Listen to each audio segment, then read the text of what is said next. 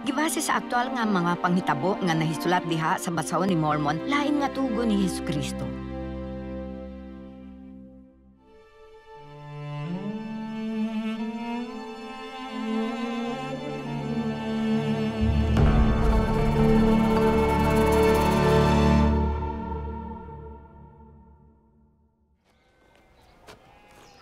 Zezrom, ikaw wala mamakak sa mga tao lamang apan ikaw na makak sa Dios. Siya nasayod sa tanan nimong gihuna-huna ug kini gipahibalo kanamo pinaagi sa iyang espiritu. Nasayod kami nga ang imong laraw ang panglingla ni ining katawhan. Nga sila mobato kanamo sa pagbugal-bugal ug pagsalikoy kanamo. Unsay akong gisulti kanimo akong isulti sa tanan. Usa kini kalitag sa kaaway siya modala kanimo sa pagkaulipon ngadto kaniya. Siya muliyo kaninyo sa iyang mga kadena sa walay katapusang kalaglagan. Unsay ipasabot nga ang tanan mo barog sa atubangan sa Dios, ug hukman sumala sa ilang mga buhat. Gihatag ngadto sa daghan ang paghihibalo sa mga misteryo sa Dios. Sumala sa pagpatalinghog ug kakugi sa ilang gihatag kaniya. Apan kun sila mo patiga sa ilang kasing-kasing, kanila ihatag ang gagmayng bahin sa pulong hangtod nga wala sila'y masayran sa iyang mga misteryo. Og sila dadon nga mga bihag sa yawa, og dadon pinaagi sa iyang pagbuot ngadto sa kalaglagan.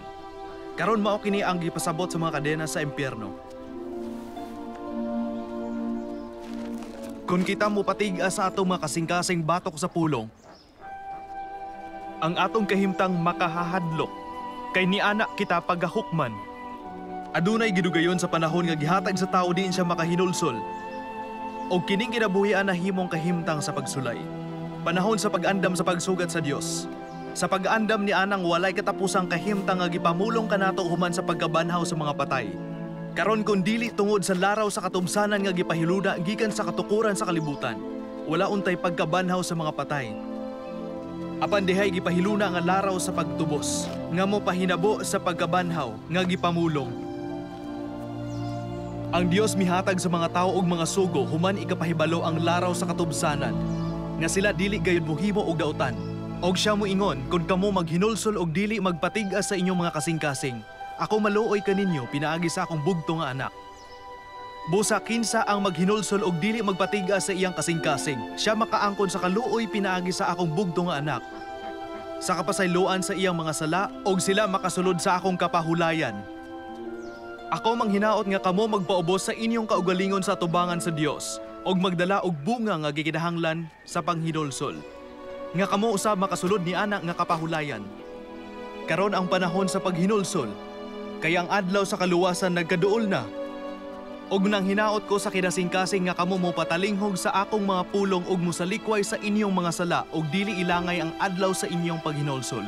Kamo magpaubos sa kaugalingon sa tubangan sa Ginoo, mutawag sa iyang balaan nga ngalan, magbantay og mag-ampo sa kanunay. Nga dili matintal labaw sa inyong malahutay o giyahan sa balaang espiritu. Magmapaubsanon, magmaanghop, masinugtanon, mapailubon, puno sa gugma og kamay-inantuson, mag-angkon og pagtuo sa Ginoo, paglaom nga makadawat og kinabuhing dayon, mag-angkon og gugma sa Dios sa kanunay sa inyong kasing-kasing, aron kamo bayawon sa katapusang adlaw og makasulod sa iyang kapahulayan.